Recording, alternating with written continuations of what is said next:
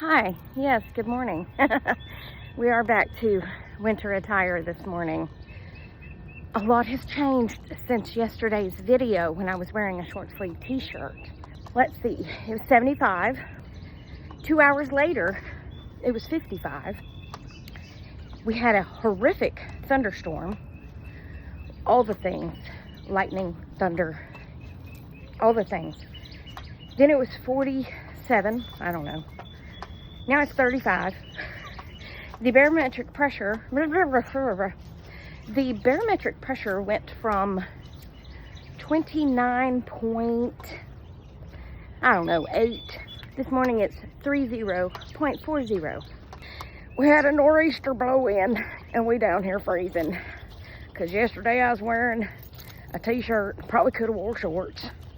And today I'm all bundled up again. But that's fine. I think today's high is 55. Tomorrow's high is 45. I don't know, I'm rounding to the 5. Rain all day.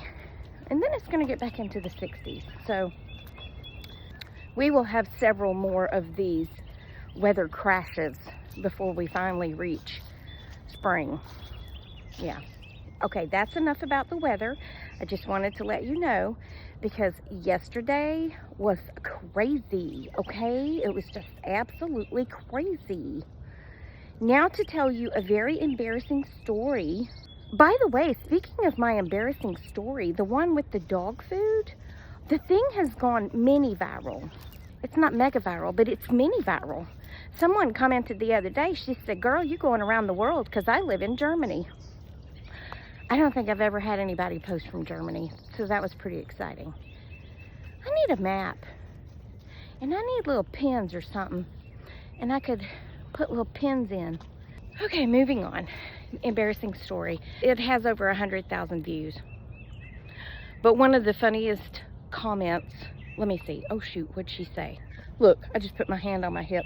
Well, it's not really on my hip, it's more like on my lower breasticle. My lower side breasticle. You know what I'm talking about.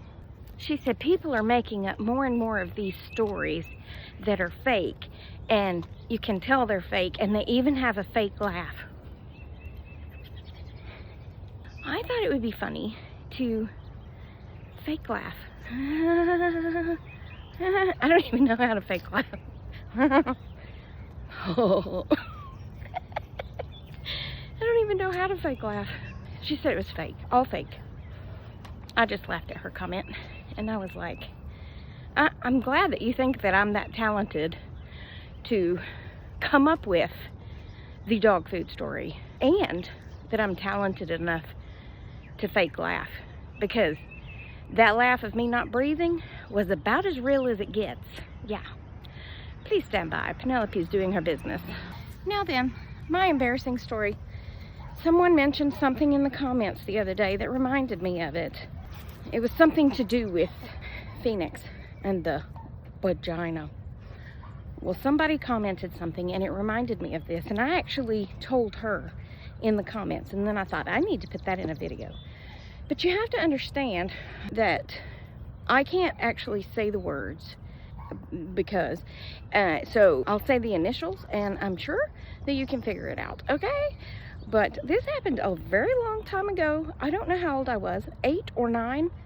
Why do I have such vivid memories of these happenings? I have no idea. But I'm glad that I do, so that I can share them with you all. So I lived between these two houses. Linda lived on one side. Carrie lived on the other side. But Carrie had an older sister, Kelly. Now, Kelly says she watches my videos, even though I've never seen her comment. And Kelly said, we're sitting out on her driveway. We used to powwow on one of the driveways, and I don't know why, it was usually Kelly and Carrie's. But anyway, so if I was 9, she was probably 11 or 12. I don't know what, I don't remember what brought this topic up, but Kelly, being the oldest, I'm blaming it all on Kelly, mentions a BJ, okay? A BJ. But she says it. And I'm like, what's that? Well, about that time, my brother has pulled in the driveway. And she says, go ask your brother. Well, I'm so dang innocent that I run over there. And I'm like, what's up, BJ? And he looks at me with such horror and disdain. And he says, you need to go ask Mom. So I go in the house. I run upstairs. My mom's in the tub. Of all places, she's in the tub. Why do I remember this? I don't know. But I go running in there. And I said, Mom, what's a BJ? She said, where did you hear that from? Kelly. I threw her right under that bus. Because at this point, I felt like I was kind of in trouble. And she goes, well, that's nothing for you to worry about. And that's not to be discussed. And she said, you have to be married before you can know what it is. Really, no. Yep, I sure did. I asked my mom and my brother. Yeah. Mom was like, not today, Satan. I am not telling her today. I'll be back. I gotta crank the car because it's cold, you know. Now then, let's go to work in my cute little furry vest. This thing really is warm, and it's just enough. Like, it's not enough to walk the dog in because you're just standing out there, and it do be getting a little colder when you're just standing there. But it is enough for riding to work, especially since my car was already warm. I forgot to put on lipstick. I'm sorry, Mama. I forgot. She said, you don't leave the house without your lipstick. Back to my mama, okay? I told y'all the story of Charlie and the man wanting to hold the leash. Like that's just a common occurrence. Do I have done written across my forehead? Maybe. Anyway, my mama had the same thing happen to her. It was several years before that, but this is where I get this from, because my mama told me all my life growing up, if somebody tries to get you or hurt you, you scream and you kick and you fight and you do whatever you can to not go with them, okay? So I already had this in me of fight or flight, mostly fight. Well, my mom had bought this little puppy. Now, it was 2005 when she bought Phoebe. And Phoebe, she's a Bichon, well, she was a Bichon Frise, okay? They are the sweetest, cutest little, they're kind of like poodles, but they're sturdy. They're sturdy little dogs, okay? They're not as, I wouldn't say they're as frail looking, because sometimes poodles are so tiny, they look kind of frail. Phoebe is named after Phoebe Buffay in Friends, because that was my mom's favorite. Well, she was mine too, because that's kind of my mentality. But Phoebe was still tiny, and I don't know if my mom had gone to the pet store with her. I don't know where she went, but she was carrying her through the parking lot, right? Well, this woman comes up to her, and she's a younger woman, and in 2005, my mom would have been about 68-ish, okay? And don't forget, my mom had MS, but she went into remission, and she fared well during her time with MS after the initial, because she learned how to take care of herself and rest when she needed to rest and cut down stress and all that stuff. You know what I'm saying?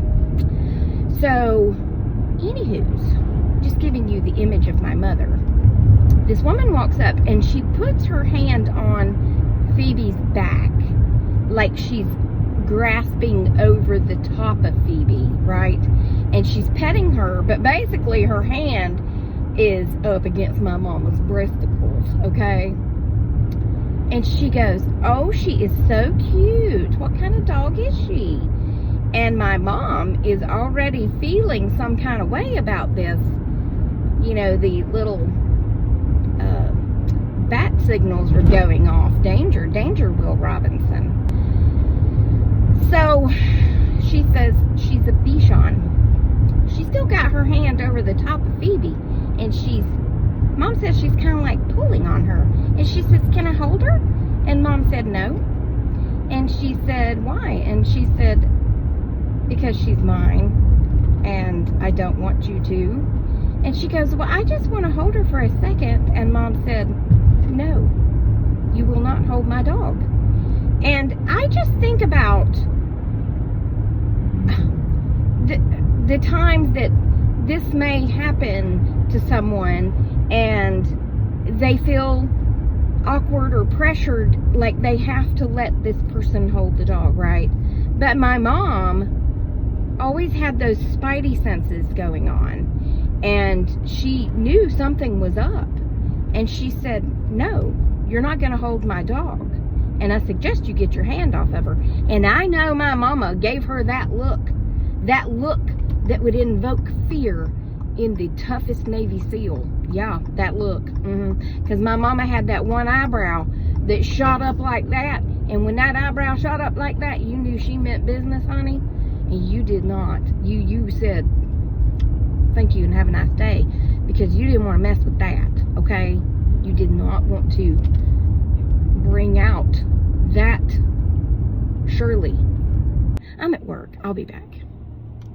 Now then, I have been to the bank, and now let's go home because the work day is over. Woohoo! Any old who's. Let's practice some more fake laughter, shall we? Because that's fun.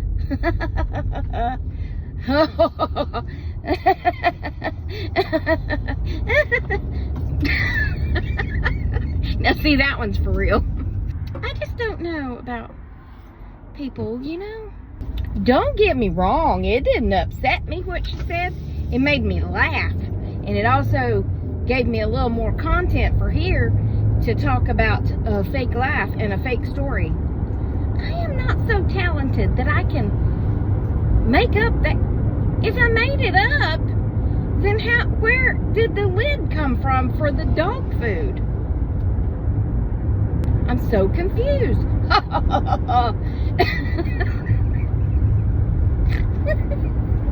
Now if I snort, you know I'm really laughing.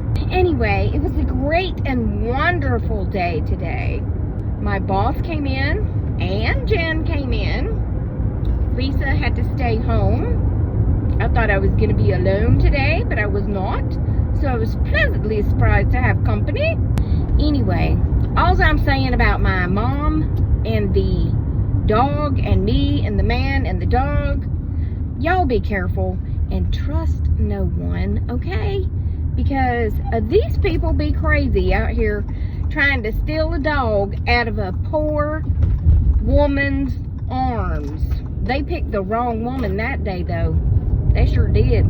They didn't know who they was messing with. And that man didn't know who he was messing with. Because I might have been born at night, but it wasn't last night. That's right. I don't even think I was born. Well, I was born a coal miner's daughter. I think I was born at like 3 o'clock in the morning. That is a tale that you would not believe. My mother was so ready to deliver me, and I was late. I guess I was just laying in there enjoying life, and she was ready to rid her body of me, and she drank castor oil because somebody told her to, that it would put her in labor, and it did. Well, yes, it did, but it also about tore her up because she was so sick from it, because castor oil is, they don't really recommend that you take it orally because it is so strong, you know. And so, yeah, she didn't get to hold me for the first 2 days, I think, of my life. Why are you driving the turn lane, sir. It's very dangerous, because she was so sick. And then she was kind of delusional because, well, I was 9 pounds and 5 ounces. And my mother, it being the mid-60s, she wanted to have me naturally because I was her 4th child. And she was like, I can push her out because I've already had 3. Well, them 3 were 6+ pounds each. And then comes my big head at 9 pounds, 5 ounces. And, yeah, she wasn't ready. She was not ready for that. So, long story short, she was very sick. And she said the nurse would bring me into her. And she was slightly delusional, I think, from the pain medication that they gave her afterwards. And all of that she didn't think I had hands. Well, fingers specifically, because I had them balled up and they were so little for me to be such a big baby. My fingers were so tiny that she didn't think I had fingers. And she was yelling at the nurse, not yelling at the nurse like angrily, but the nurse was a friend of hers, and she was like, she don't have fingers. And she was like, she does have fingers. And she would open up my little fingers, and Mom was too, like, out of it to notice that I actually had fingers. So, anyway, I came in like a wrecking ball, and I was born on Pearl Harbor Day. So, are the two connected? Maybe. Anyway, I'm home. I hope you've had a great day. Remember, I love you. Jesus loves you. I hope he's coming back soon, because these people be crazy. And I will talk to you on the next Tracy Tries, which will be tomorrow, good Lord willing, and the creek don't rise, because I do be posting every day, okay? Toodles, my noodles, and stay silly, my friends.